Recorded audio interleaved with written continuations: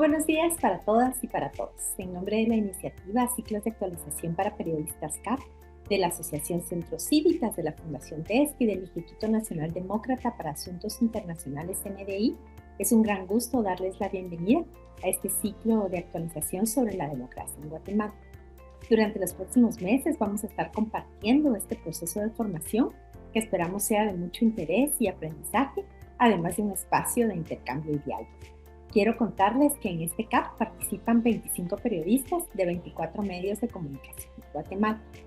Esta mañana tengo mucho gusto en presentarles a Eduardo Núñez Vargas, quien será el expositor de esta primera sesión de trabajo que hemos titulado Guatemala 2024, análisis del contexto postelectoral. Eduardo es politólogo por la Universidad de Costa Rica, tiene un posgrado en gerencia política de proyectos de desarrollo y es doctorando en gestión pública y ciencias empresariales del Instituto Centroamericano de Administración Pública (ICAP). Ha sido consultor sobre partidos políticos del Programa de Naciones Unidas para el Desarrollo, del Banco Interamericano de Desarrollo para la formulación de proyectos educativos, cívicos y políticos, y también de la Organización de los Estados Americanos en programas sobre democracia y gerencia política. Actualmente Eduardo se desempeña como director residente del Instituto Nacional Demócrata con sede en Guatemala y es director del programa regional para Centroamérica de la misma organización. Complementariamente, Eduardo se desempeñó entre 2013 y 2019 como presidente de la Asociación Costa Rica Íntegra, el capítulo en formación de transparencia internacional en ese país. Quisiera comentarles también antes de iniciar que esta presentación la realiza Eduardo Núñez a título personal como politólogo y analista y que la misma no refleja la postura de NDI.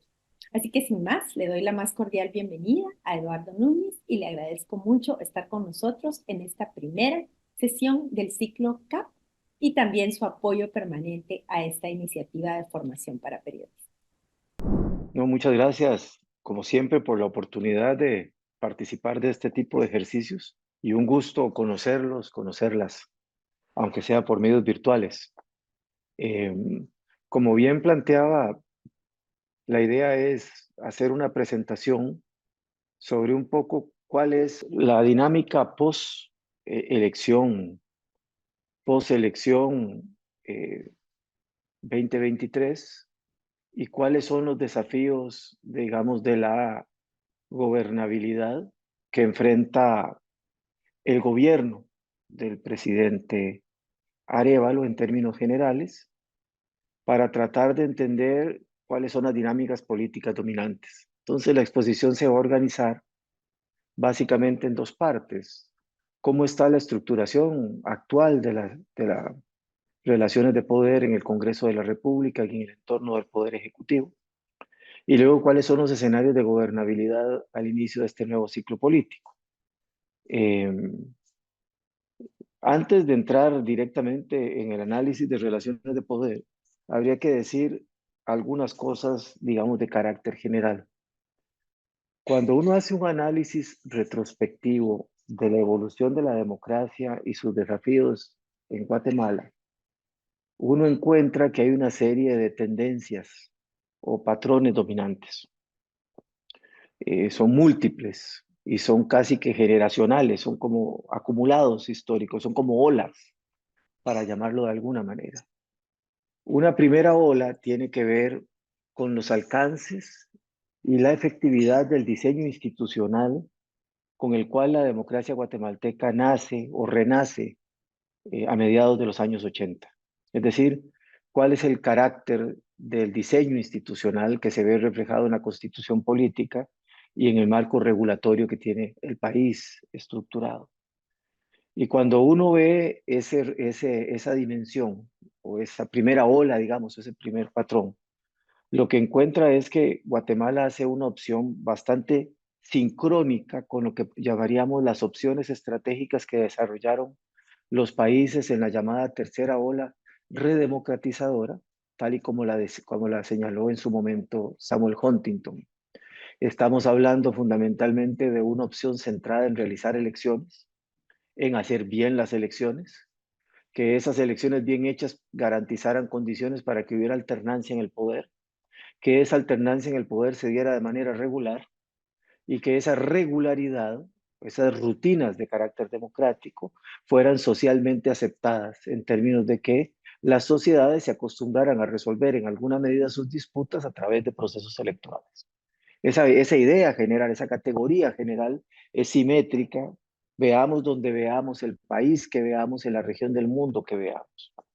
Para el caso latinoamericano, esa opción centrada en realizar elecciones libres y competitivas, cuyos resultados fueran aceptados y garantizaran condiciones de alternancia, Guatemala la ha cumplido muy bien. Guatemala la ha cumplido de manera notablemente rigurosa desde 1985 a la fecha, con el único intento realmente abrupto de desconocimiento o de ruptura del orden institucional que se presentó en el año 92, y lo que más recientemente, en el contexto de la poselección 2023, algunos han llamado el intento de golpe para tratar de evitar el ascenso al poder del actual presidente Bernardo Arevalo. Sobre eso vamos a hablar un poquito más adelante. Entonces, desde una primera dimensión, lo que tenemos es un diseño institucional creado a mediados de los años 80, que ha sido reformado parcialmente a lo largo de los casi 40 años, poco menos de 40 años de democracia, 38 a 39 años de democracia, pero que no ha permitido una adaptación efectiva de ese sistema institucional a los cambios sociales y económicos que tanto a nivel interno en Guatemala como a nivel genérico, global, en el mundo, se han venido presentando. Eso tendríamos que decir entonces que el diseño, como primer elemento, que el diseño institucional, el diseño democrático institucional guatemalteco muestra cada vez mayores límites para poder cumplir las funciones estratégicas que esas instituciones, por su naturaleza, deben cumplir.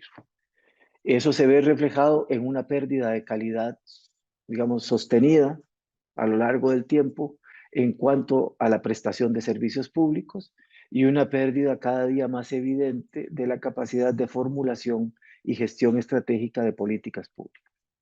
¿Por qué es importante este primer elemento, esta suerte de erosión de capacidades institucionales a lo largo del tiempo? Porque es recurrente que en Guatemala tendemos a, o se tiende a decir, de que la efectividad de un gobierno está fundamentalmente determinada por la calidad de la élite política que lo ejerce. Y esa es una verdad solamente parcial. En realidad las competencias o las capacidades, o si ustedes quieren, la idoneidad ética, política y técnica de las élites políticas que ejercen el poder es relevante, pero hay una dimensión fundamentalmente objetiva o mucho más objetiva a las competencias o calidades de los individuos o grupos que ejercen el poder. Es la calidad de las instituciones, la densidad de las instituciones. Mi primer punto en esta exposición de hoy es decirles que Guatemala ha venido perdiendo densidad institucional porque no ha tenido la capacidad de desarrollar una agenda robusta de reformas políticas e institucionales que adapte esas instituciones a los cambios del entorno interno y externo del país. Un segundo elemento clave es que esa ausencia de reformas o esa ausencia de cierta capacidad de transformación del diseño o del sistema político institucional del país obedece a que, a pesar de que durante muchos años, fundamentalmente desde la firma de la paz hasta más o menos 2014, 2015, Guatemala fue un espacio prolífero de diálogo político, en donde había un razonable grado de diálogo entre las distintas élites y un razonable grado de entendimiento entre esas élites. Esa cultura de diálogo ha tenido resultados insuficientes, pero además se ha visto a la hora de ser traducida a hechos concretos, a transformaciones concretas de ese sistema político institucional o a mejoras sustantivas en la calidad de políticas o de servicios públicos estratégicos. Pero eso además se ha visto contaminado profundamente, y aquí viene el segundo elemento, por un contexto de acentuada polarización política. Eso es una gran paradoja porque Guatemala tiene un sistema político muy fragmentado, un sistema de partidos en donde en la última elección teníamos 30 partidos nominalmente inscritos, 29 formalmente, dado que UCN estaba en proceso de cancelación, 28 compitieron en las elecciones, ¿verdad? Pero esa es una fragmentación más o menos ficticia del sistema de partidos políticos. Y digo que es más o menos ficticia porque a final de cuentas, aunque había muchos partidos políticos, había muchos candidatos, candidatas, a final de cuentas habían dos grandes relatos políticos instalados en el país. Un relato político, lo que te estaba diciendo es que había un proceso de cooptación estructural del Estado o de algunas de las áreas funcionales del Estado guatemalteco, entendido como aparato institucional, por estructuras de poder ilícitas, ya fueran estructuras de corrupción o estructuras de crimen organizado, y que esas estructuras estaban castigando la calidad de los servicios y las políticas, privatizando los beneficios del desarrollo en función de sus grupos ilícitos. Y que eso demandaba una intervención extraordinaria para tratar de contener esas estructuras de poder ilícito. Y esa intervención extraordinaria requería una intervención de carácter internacional, como lo representaba en su momento la CICIG. Del otro lado había otro relato político que decía que Guatemala había sufrido una suerte de intervención internacional auspiciada por ciertos grupos internos ideológicamente afines a lo que para algunos actores eran considerados en Guatemala el progresismo o la izquierda, que estaba utilizando la justicia para perseguir a aquellos actores ideológicamente adversos, tratando de, usando el discurso de la lucha contra la corrupción y la impunidad, cambiar la estructura de relaciones de poder en el país. Y que eso demandaba la recuperación de esas instituciones desde la perspectiva de las identidades históricas de la sociedad guatemalteca. Un discurso con un spin nacionalista, con un spin de recuperación o rescate institucional. En el primer relato se ubicaban fundamentalmente actores, como digo, de cierto perfil progresista, pero básicamente un segmento importante de medios de comunicación emergente, movimientos sociales, organizaciones especializadas, una parte importante de la comunidad internacional, etcétera. Mucha de la gente que se movilizó de manera inorgánica en el contexto de la protesta social del 2015 y post-2015, o los movimientos sociales indígenas mucho más estructurados de la protesta social del 2023 para acá. Del otro lado, en el segundo relato, se ubicaban una parte importante de las élites políticas, al menos 3/4 de los partidos legalmente registrados estaban en este segundo relato.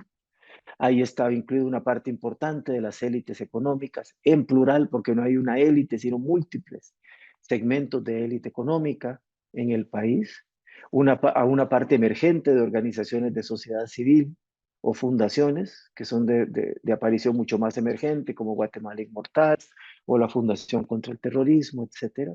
Y una parte acotada de medios de comunicación, fundamentalmente de masas, que están básicamente vinculados al monopolio de la televisión y sus extensiones en el ámbito de la radio y otros ámbitos de la comunicación social. Igualmente élites militares, fundamentalmente militares retirados. Esos dos relatos polarizan la sociedad, son dos relatos que no dialogan entre sí, sino que al tenor de lo que vivimos en la época, en los últimos años, son relatos autorreferenciales. Es decir, son relatos que dialogan solo hacia adentro de aquellos y aquellas que piensan o reproducen ese tipo de discurso o ese tipo de mensaje. Eso genera una bipolaridad, una ambivalencia. No hay centro político, sino hay polos políticos que no dialogan, sino que se excluyen. Y esos polos políticos, al tenor de la llamada polarización emocional, que es uno de los rasgos de la época que vivimos a nivel global, lo que hacen es desarrollar lógicas de cancelación del pensamiento distinto. Reproducimos en el ámbito simbólico de las ideologías o de los relatos o de las narrativas la lógica de la guerra. No hay adversarios políticos con los cuales hay diferencias, pero desde esas diferencias se dialogan, sino lo que hay es fundamentalmente enemigos políticos con los que no se dialoga, sino a los que se cancela o a los que se elimina. Y ese elemento explica en muy buena medida las últimas 3 elecciones en el país. La elección del 2015, la elección del 2019 y fundamentalmente la elección del 2023. Entonces, muchos partidos políticos, muchos contendientes electorales, pero dos grandes relatos que básicamente explicaban los parámetros, definían las coordenadas en las cuales el proceso electoral 2023 se iba a estar desarrollando. Y explican aún hoy las coordenadas en las cuales el gobierno electo y el nuevo Congreso van a tener que construir o no los acuerdos fundamentales para dotar al país de un marco de gobernabilidad efectiva. Estos dos elementos me parece que son esenciales. Una institucionalidad cansada o disminuida o debilitada, más que por la virtud o defecto de sus gobernantes, por una razón objetiva que tiene que ver con la pérdida de densidad de esas instituciones, ya sea porque no son administrativamente efectivas o porque están cooptadas por estructuras de poder ilícito. Y un contexto de extremada polarización, de carácter emocional y no racional, de carácter emocional y no ideológica, son los dos grandes, digamos, elementos que tenemos que tener en mente para entender la Guatemala de hoy y cómo esa Guatemala de hoy puede construir un marco de viabilidad para el gobierno del presidente Arevalo, como hubiera sido para cualquier otro que hubiera llegado al poder. Dicho esto, como marco general, entremos a ver un poquito más en detalle lo que tiene que ver con la estructura de relaciones de poder. Cuando ustedes ven el Congreso de la República en primera instancia, lo que podemos ver es que hay una reconfiguración de las alianzas. Y aquí voy a hacer, perdón que me detenga un minuto, otra nota al pie. Aunque hay un sistema muy fragmentado de partidos políticos, que, por ejemplo, en el Congreso anterior representó tener 19 grupos políticos, 19 partidos políticos representados en el Congreso, pero en la práctica 26 grupos parlamentarios, dada la división de varios de esos partidos políticos. Y aunque en este se reduce el número de partidos de 19 a 16 partidos políticos representados en el Congreso, eh, a pesar de ese notable cambio y de que más del 60% de los diputados cambien, en realidad esa fragmentación formal del Sistema Nacional de Partidos convive con una notable estabilidad de estructuras de poder territorial. Esas estructuras de poder territorial, fundamentalmente en los departamentos, han conseguido sobrevivir a los cambios de partido, a las distintas elecciones, algunas en promedio 10, 15 años, otras incluso son mucho más longevas, 20, 25, hasta 30 años, controlando distintos territorios.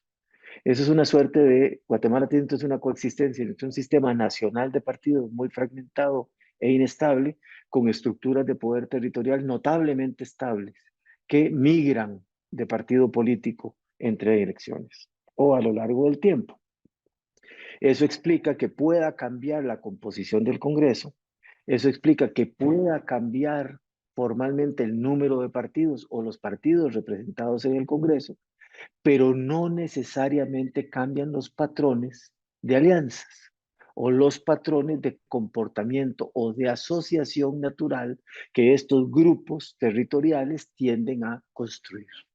Eso explica por qué en el Congreso 2016-2020, bajo el periodo del presidente Jimmy Morales, con 16 grupos parlamentarios, ¿verdad? Hubo una alianza mayoritaria que en el 2016 aprobó la mayor agenda de reformas político-institucionales en la historia del país en el periodo democrático. En 8 meses, entre enero y agosto, nunca se habían dado tantas reformas normativas e institucionales en el país, en todo el periodo precedente, ¿verdad? Ni después de la firma de la paz, ¿verdad? Y cómo ese mismo Congreso, un año después, en el 2017 y fundamentalmente a partir del 18, se subía a una agenda de reversión de aquellas reformas que en su momento habían aprobado. Eso explicó que luego ese Congreso cambia en un 60, un 58% para el periodo 2024, pero aún así la alianza, digamos, mayoritaria con una agenda de restauración del orden precedente a la CICIG se mantiene. Cambia el presidente, cambian los partidos, algunos de los partidos representados en el Congreso, cambian los pesos relativos de los partidos, pero no cambió el patrón de la alianza, ¿no? ¿Por qué? Porque digamos, la base de esas alianzas políticas son las estructuras de poder territorial que tienen una notable estabilidad y que tienden a ser cambiantes en el tiempo, dependiendo de la naturaleza de los incentivos políticos que reciben para subirse a uno u a otro carro, a uno u otro relato político de estos dos mega relatos que les digo que se han instalado en el país fundamentalmente del 2015 para la fecha. Y eso explica este cuadro que ustedes están viendo, ¿verdad? Se presentan básicamente dos planillas, ¿verdad? La planilla liderada por la señora Sandra Joel, la planilla liderada por Samuel Pérez, ¿verdad? Y esas dos planillas tienen el comportamiento ya conocido, ¿verdad? Posteriormente, la planilla que encabeza Neri Ramos, pues obtiene la mayoría para elegir la junta directiva. ¿Por qué es importante esto? Porque si ustedes ven la conformación de la junta directiva y los partidos de procedencia, ustedes ven aquí un cambio.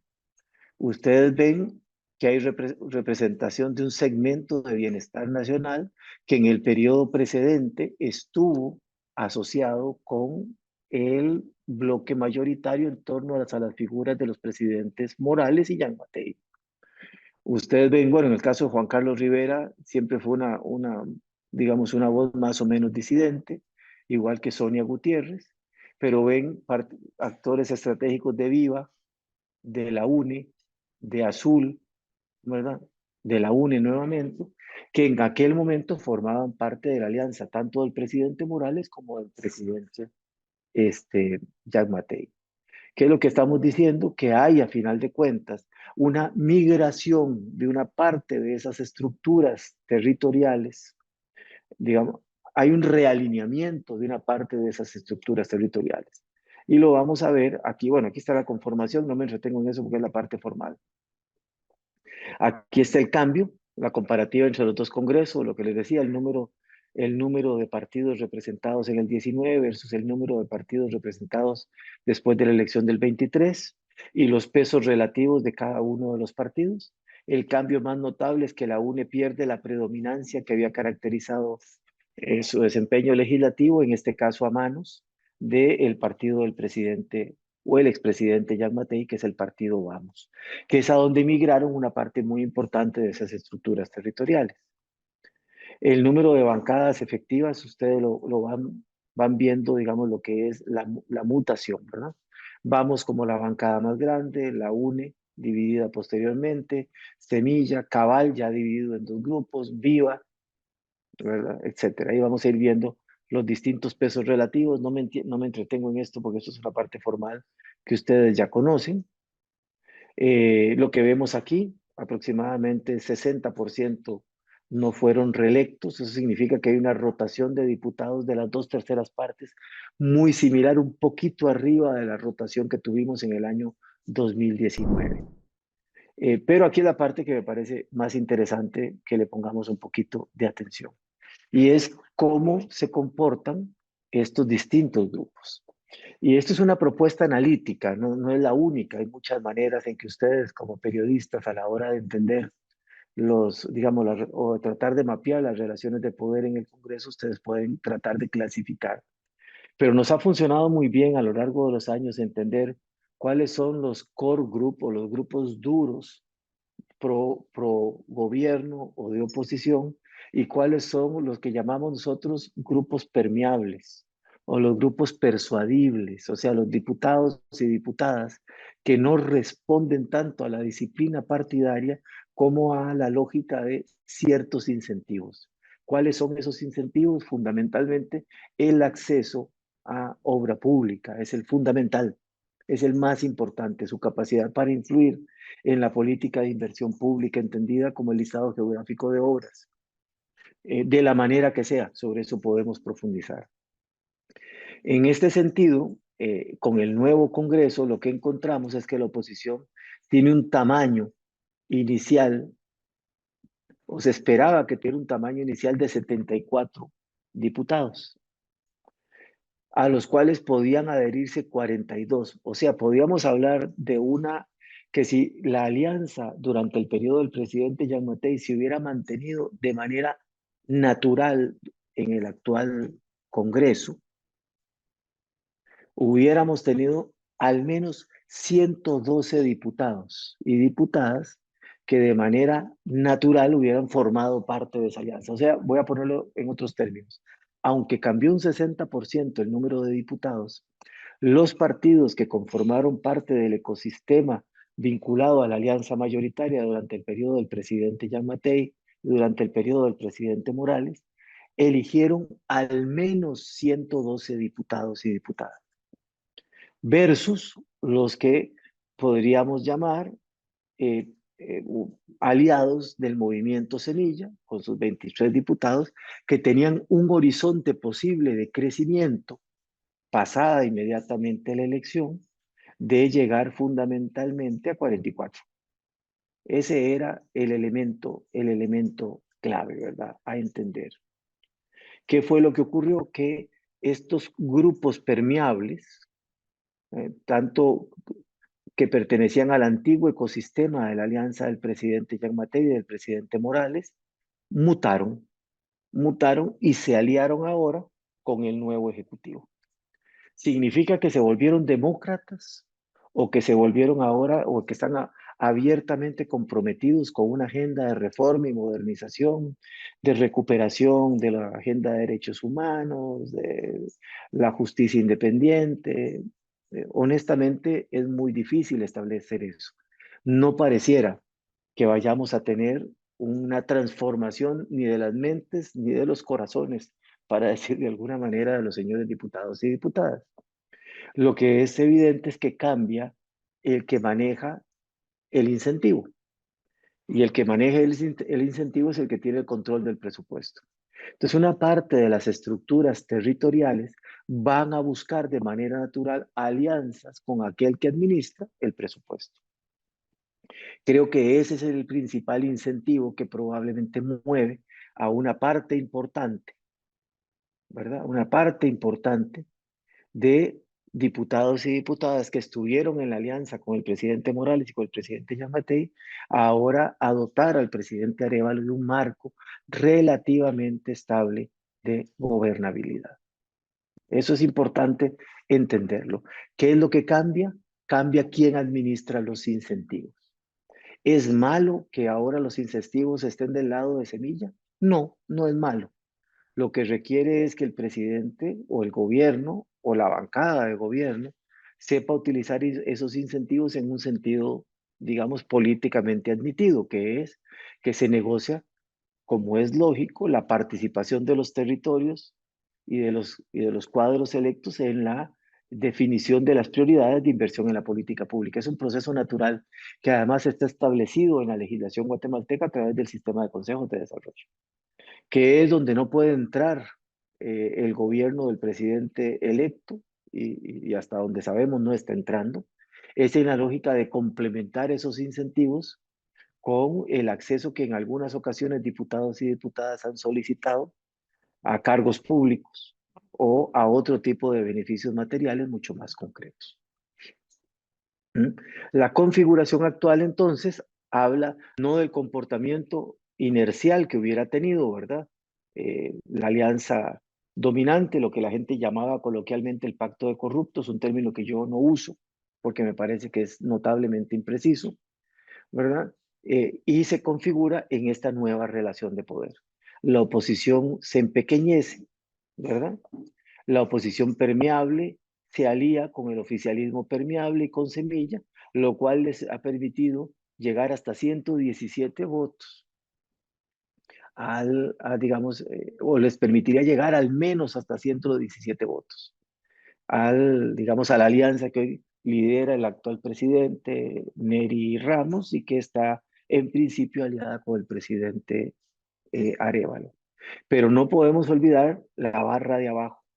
Y es que aunque estos migraron y hoy están aliados con el oficialismo o con el gobierno, es decir, en términos inerciales, la oposición podría llegar hasta 137. Si en algún momento la administración de los incentivos por parte del gobierno o del partido oficial no es suficientemente efectiva ni suficientemente clara. Aquí tienen las cifras de una manera más desagregada por partido político o por cada una de las, digamos, de las componentes de oposición, oposición permeable, oficialismo permeable y oficialismo duro. ¿Qué es lo que nos dice esta alianza? Que inicialmente el presidente cuenta con cierta holgura para alcanzar la mayoría relativa, tiene posibilidad de alcanzar la mayoría calificada, aunque vamos a tener una alianza elástica. ¿A qué me refiero con una alianza elástica? Que para determinados temas va a ampliarse o va a ajustarse, a empequeñecerse. Por ejemplo, Viva es un actor clave en la alianza que tiene hoy en la presidencia del Congreso a Neri Ramos y que apoya al presidente Arevalo. Pero Viva no va a apoyar una agenda de derechos humanos robusta por razones ideológicas. No va a aprobar leyes sobre educación sexual o difícilmente leyes sobre derechos de la diversidad sexual, me explico. Entonces ahí posiblemente tengamos una alianza que se empequeñece. ¿Mm? Va a depender mucho entonces de cómo se estructure las prioridades de la agenda legislativa, cuán ancha o elástica o cuán corta o inelástica se vuelva esta alianza política. Pero en principio tendría los números para una mayoría simple relativamente fácil y para una posibilidad razonablemente real de una mayoría calificada. Hasta ahora, la configuración de la nueva alianza oficial, eh, que en términos estables de votación anda por los 93 votos, 93 diputados, ha tenido costos políticos relativamente bajos para el movimiento Semilla, a pesar de que lo llevó a pactar con actores de lo que ellos mismos calificaron en el pasado como miembros del pacto de corruptos. Eso es un dato interesante, significa que en términos de opinión pública, no ha habido todavía un costo relativo alto, un costo alto, digamos, en términos políticos, y hasta ahora los incentivos no han implicado, o sea, no hay costos incrementales. ¿Por qué? Porque están a la espera fundamentalmente de la propuesta de reformulación del presupuesto 2023, que es el que queda vigente para el 2024, y porque ha estado básicamente en el armado o en la distribución de los roles principales dentro del Congreso. Es un dato que es importante entender. O sea, hasta ahora, a pesar de que Semilla pacta con actores de la vieja alianza en torno a Morales y Jean Matei, los costos políticos son reducidos o son moderados. ¿Mm? Y ahora hay una alianza de oposición no formalmente estructurada, pasó igual que en los periodos anteriores, la oposición no se articula en una alianza de oposición, pero hay un eje de oposición básicamente integrado por Valor, Unionismo, Vamos y Todos. ¿Verdad? Es básicamente donde ustedes encuentran una suerte de bloque, digamos, de resistencia, pero no es una alianza articulada, como tampoco en los periodos anteriores, Voz, Semilla, WINAC, URNG llegaron a configurar una alianza propiamente establecida.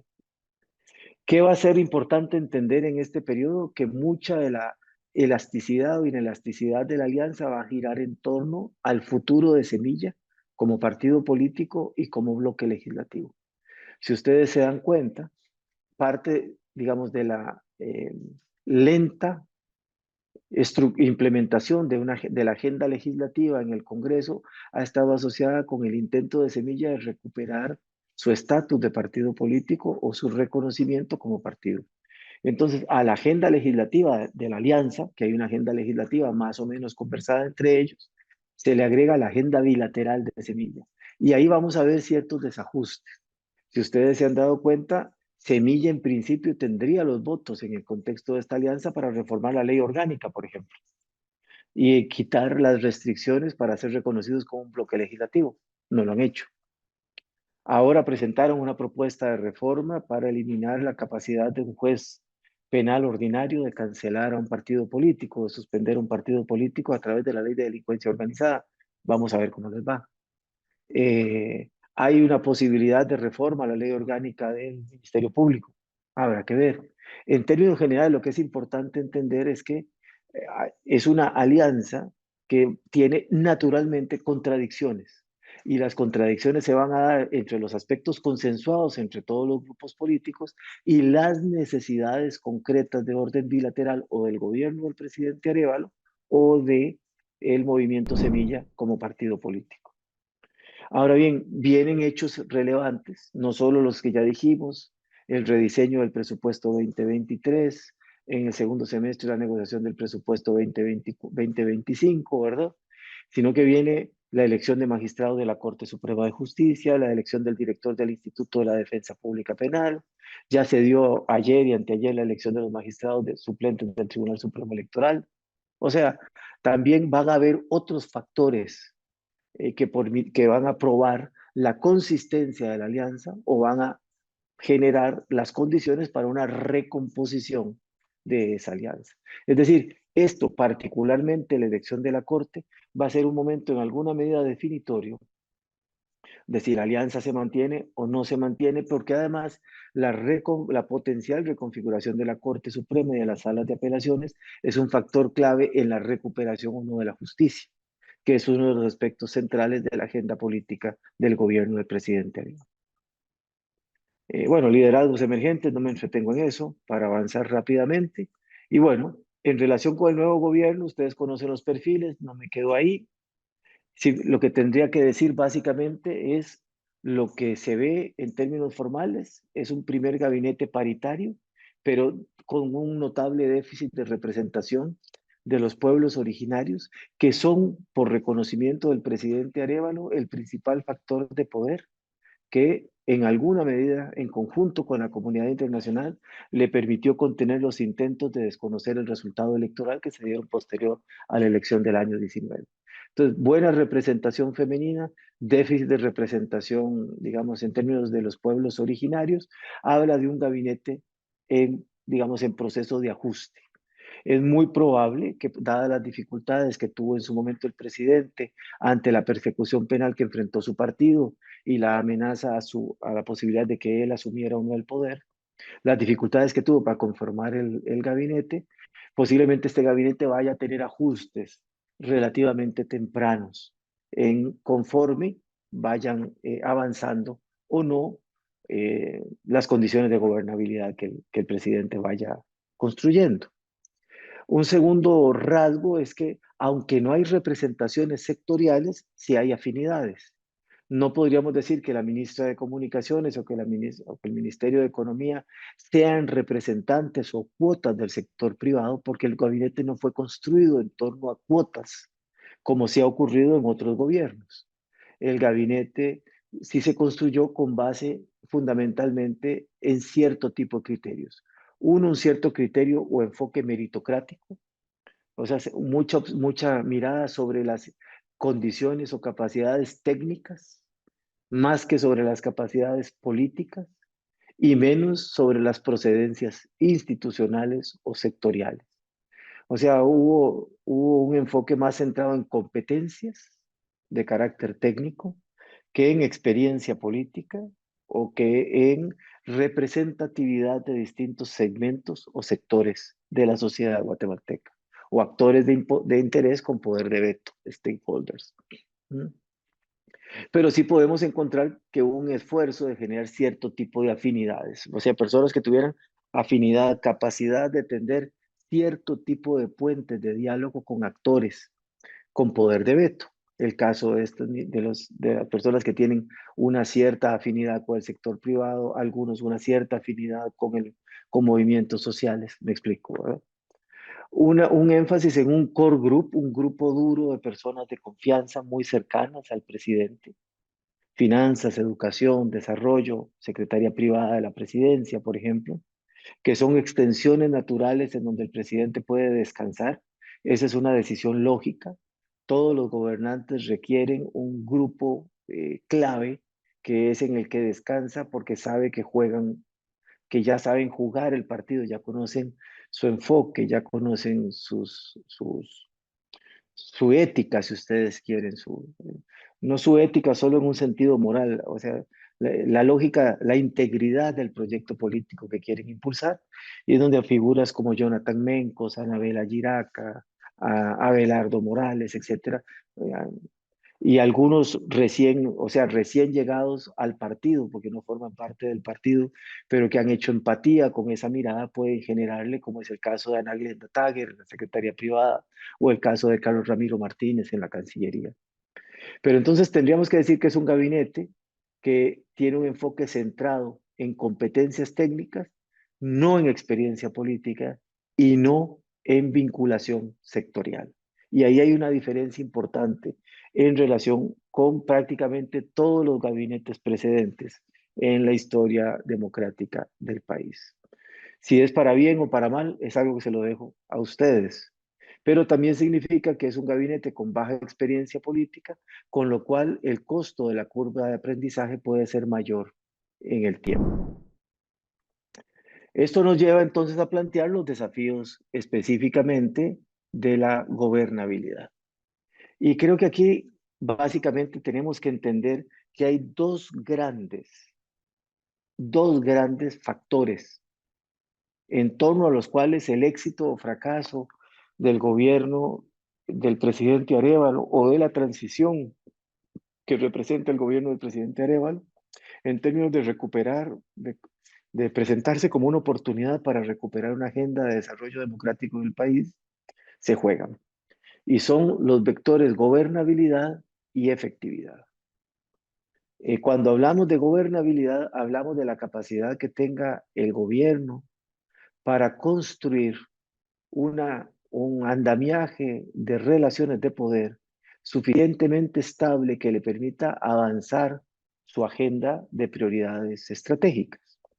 Y cuando hablamos de efectividad, hablamos fundamentalmente de la capacidad de gobernar, la capacidad de diseñar, gestionar y entregar de manera efectiva bienes y servicios públicos a la población. Y esto es clave porque si recordamos los dos factores o las dos tendencias o eh, las dos coordenadas clave que les digo que explica la situación del país, polarización afecta la gobernabilidad y deterioro institucional afecta la capacidad de los gobiernos de ser efectivos. Entonces, los desafíos están asociados con los dos grandes patrones dominantes que explican la realidad del país. En términos de gobernabilidad, lo fundamental es entender que el gobierno del presidente Arévalo enfrenta una tensión entre élites tradicionales que no sienten al gobierno como propio, pero que no lo rechazan per se, versus la irrupción de nuevos sujetos políticos nacionales, ¿m?, que demandan la ampliación de los marcos de gobernabilidad para estar sentados en la mesa de los acuerdos políticos. Y cuando hablo de nuevos sujetos políticos y sociales, no hablo de que sean nuevos en términos de que son de reciente irrupción. Los pueblos indígenas tienen una presencia histórica en el país. Hablo de nuevos sujetos políticos nacionales. Una cosa es ser movimiento, otra cosa es ser sector, otra cosa es ser población. Una cosa muy diferente es ser sujeto político. Sujeto político significa que ya tienen una identidad y una cierta agenda estructurada y que esa agenda entra en juego, en tensión con la agenda de otros actores históricos que tienen poder de veto, como el sector privado organizado o las élites militares, activas o retiradas, me explico, o las élites políticas representadas en el Congreso, o los poderes territoriales de los que hablábamos. ¿Por qué hay una tensión? Porque en alguna medida el mensaje de las élites tradicionales al gobierno ha sido: estamos dispuestos a dialogar y llegar a acuerdos. Pero es una lógica de acuerdos entre lo que yo llamo coloquialmente, los sospechosos habituales.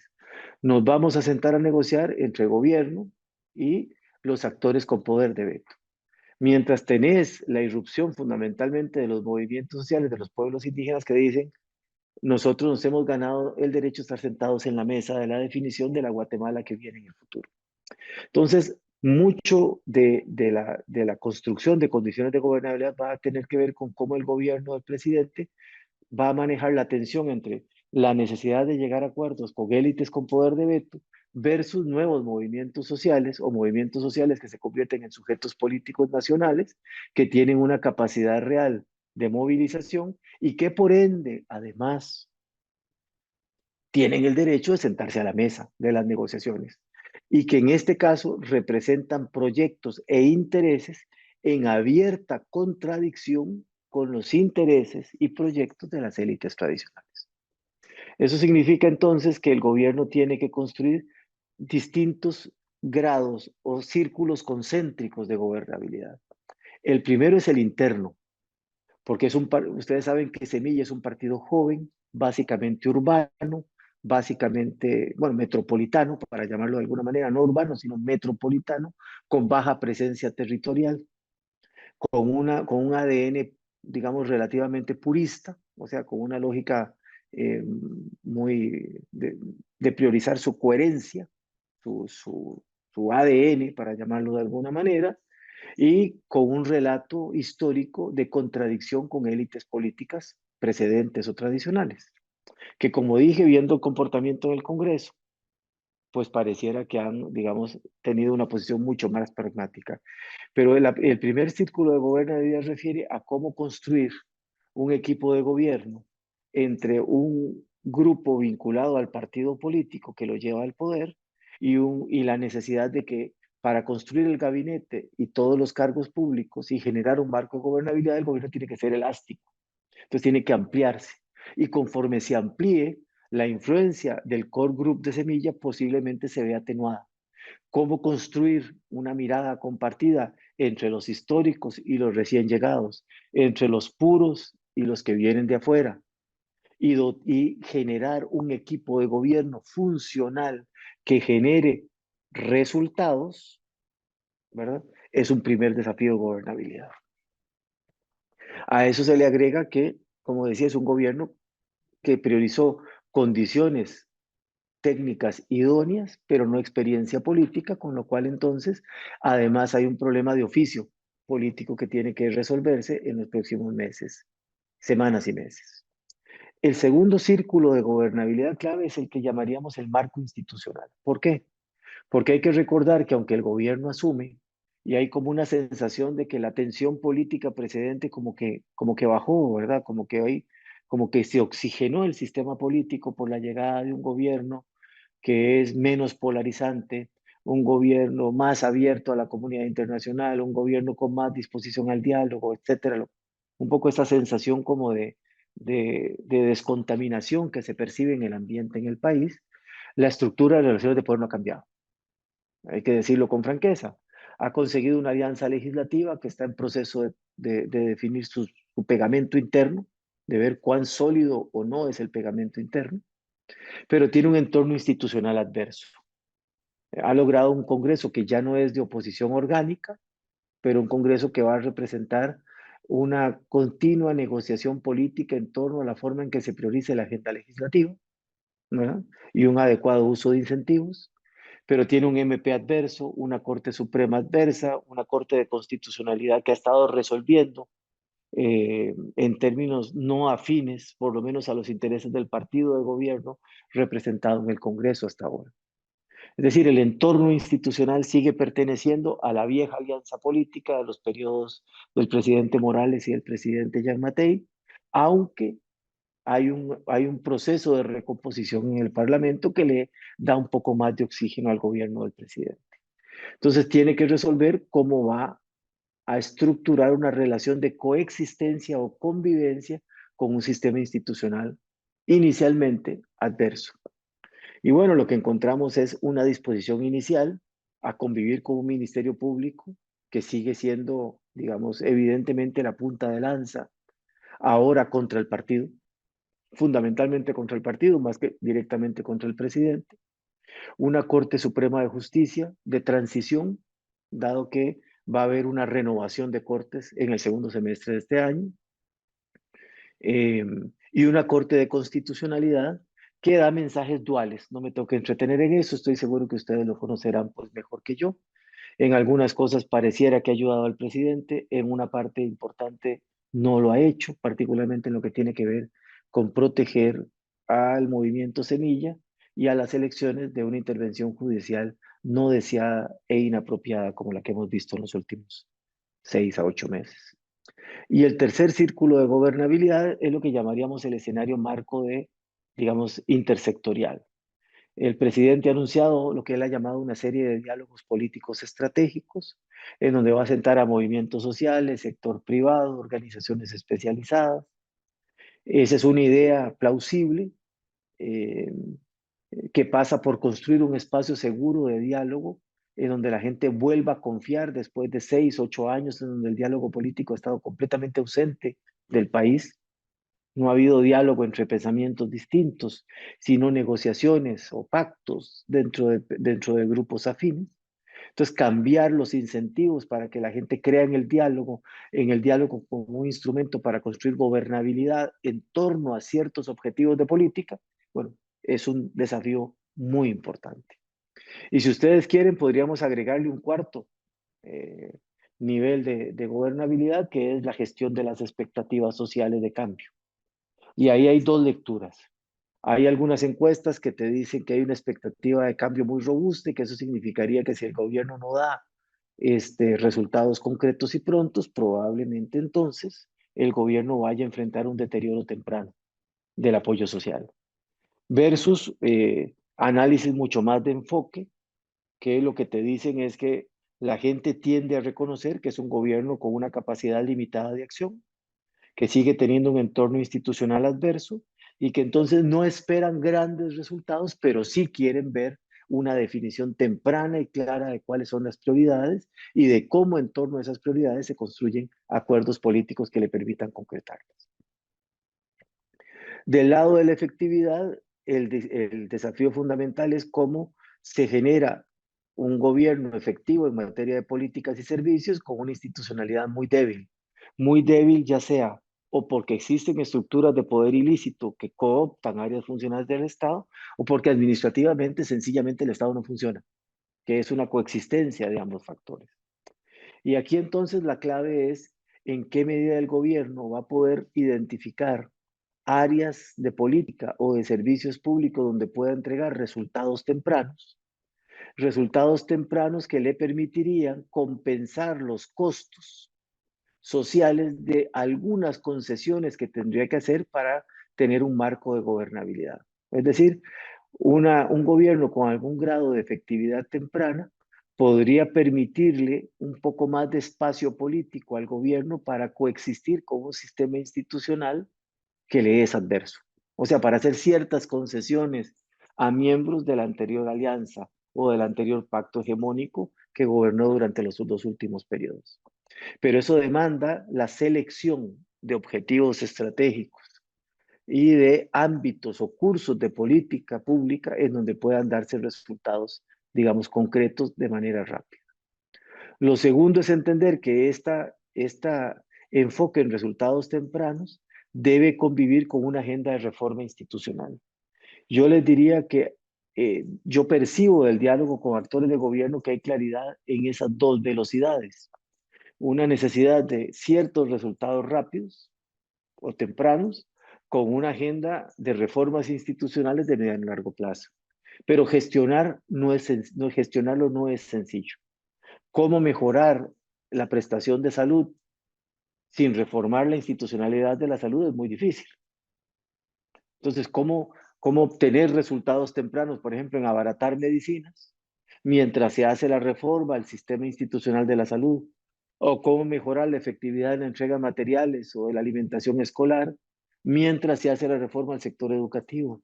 ¿O cómo mejorar la lucha contra la corrupción en la inversión pública, mientras se consigue implementar una política robusta de infraestructura rural, como la que quiere el presidente, 2.000 kilómetros de carreteras rurales? ¿Me explico? Entonces, aquí es un juego, ¿verdad?, de cómo equilibrar la necesidad de ciertos efectos concretos que permitan vender de manera razonable y real a la sociedad de que es un gobierno efectivo, con una agenda de reformas institucionales que depende del diálogo, depende de la alianza, de las alianzas que consiga para impulsar esas reformas institucionales. Y de eso luego pasar a lo que llamamos políticas intertemporales o lo que ahora se conoce como políticas de Estado, es decir, recuperar lo que Guatemala supo hacer bien allá por 2007 en el sector seguridad y justicia, que fue crear una estrategia de reforma al sector seguridad y justicia que sobrevivió a los gobiernos de Colón, de Pérez Molina y el inicio del gobierno de Jimmy Morales, que posteriormente se vio, como ya todos sabemos y todas sabemos, abortado por la polarización en torno a la CICIG y la lucha contra la corrupción. Para conseguir esto, hay muchos caminos posibles, pero en términos gráficos hay básicamente dos. El camino de la confrontación o el camino de la paciencia. No sé si son las expresiones más felices, pero son las que me permiten tratar de contrastar de manera gráfica para ustedes estos caminos. El camino de la confrontación pasaría por encontrar los mecanismos para la destitución de la fiscal, sea que se reforme la ley del MP, sea que se consiga de alguna u otra manera su destitución, confrontar mediante reformas sustantivas a las élites tradicionales, por ejemplo, reformas en materia del agua, reformas en materia ambiental, reformas en materia de minería, temas de derechos humanos, una reforma robusta a la justicia, si no ha sido hija de un diálogo político, sino una acción unilateral del gobierno o de su partido en el Congreso, o de sus aliados más duros en el Congreso, generaría una fuerte tensión con las élites tradicionales. ¿Mm? Eso implicaría la confrontación con los sindicatos de los grandes ministerios para buscar reformas sustantivas en materia de servicio civil, para poder, por ejemplo, avanzar en la reforma educativa o en la reforma a la salud.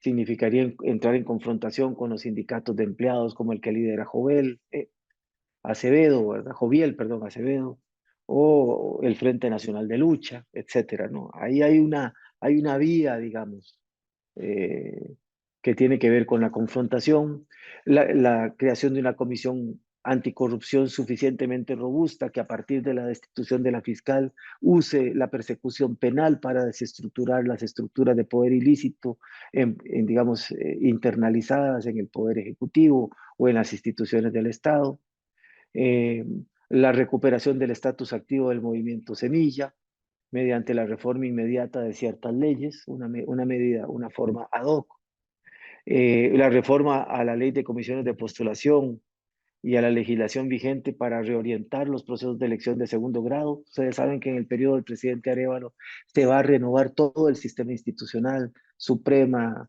Ministerio Público, Corte de Constitucionalidad, PGN, PDH, etcétera. Entonces hay una agenda que permitiría una reconfiguración completa del poder político. Versus la otra ruta, que es establecer un marco de coexistencia con la fiscal, limitando su poder mediante la reconfiguración de otras instancias, por ejemplo, desactivando los principales puntos de soporte en el organismo judicial, los jueces Orellana, Brenner, etcétera, ¿no? Eh, Condicionando la relación a través de las fuerzas de seguridad que administra el Ministerio de Gobernación, condicionándola en el Congreso, ¿verdad? A través de una alianza legislativa más o menos estable que le ponga ciertos límites, etcétera, ¿no? Luego tenés priorizar políticas públicas con enfoque en resultados tempranos, en victorias tempranas, en temas que no alteren de manera sustantiva el orden económico. Puede ser en el ámbito de educación, como te decía, el tema de alimentación escolar, en el ámbito de salud, la reducción de costos de medicinas, en el ámbito de seguridad ciudadana, el control de algunos ámbitos de control del delito, claves como extorsión, maras, o la más reciente ola de robos, etcétera, que estamos viendo, ¿no? Un marco de coexistencia con sindicatos, pero sin caer en la lógica de incentivos que ha caracterizado a los gobiernos precedentes, fundamentalmente con los sindicatos de educación y salud.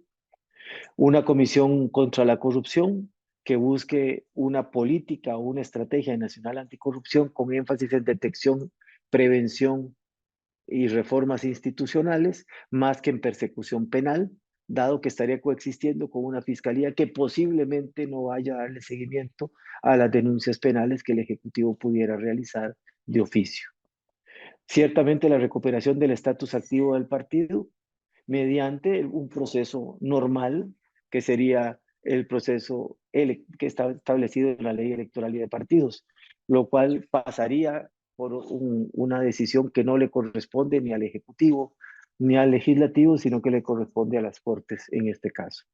Y finalmente, el establecimiento de espacios de diálogo y negociación para la reconfiguración del poder mediante dichas elecciones de segundo grado, que es lo que es más factible hoy, que esta alianza oficial, liderada hoy en el Congreso por el presidente Ramos, pueda consensuar una nueva Corte Suprema de Justicia, una nueva estructura de salas de apelaciones, como se consensuó la elección de uno de los magistrados suplentes del Tribunal Supremo Electoral el día martes de esta semana. Ahora bien, hay un camino del medio, y con esto cierro la exposición.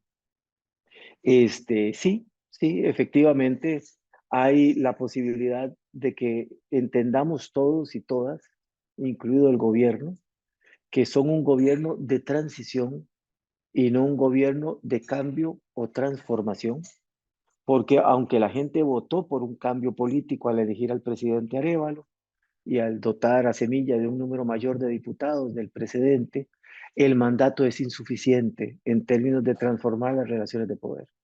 Y si ustedes me permiten una breve digresión, no es lo mismo el mandato que obtuvo el presidente Bukele hace 5 años y acaba de refrendar en la elección de febrero de este año, en donde la sociedad le da no solo una votación masiva para ganar en primera ronda presidencial, sino le da una supermayoría unilateral a su partido, en donde es evidente que le están dando un cheque en blanco para que él haga todos los cambios, a que usted lo elijan con la expectativa de que usted produzca un cambio, pero no lo doten de la infraestructura de relaciones de poder para hacerlo.